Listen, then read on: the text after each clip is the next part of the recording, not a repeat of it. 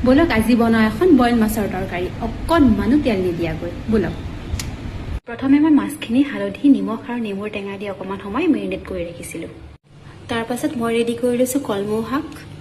ঢেকীয়া শাক ভোল বিলাহী আৰু কচু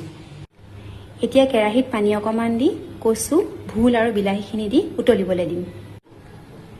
এতিয়া অকণমান দি দিছোঁ সোৱাদ অনুসৰি নিমখ উতল আহিবলৈ মই ঢাকন মাৰি দিছোঁ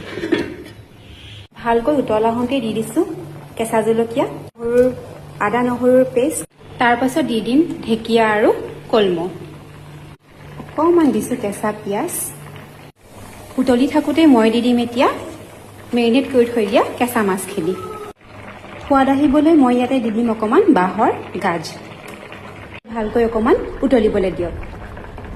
তাৰ পাছত এতিয়া ভালকৈ অকণমান উতলিবলৈ দিছোঁ মোৰ মাছৰ বইল তৰকাৰীখন হৈ গ'ল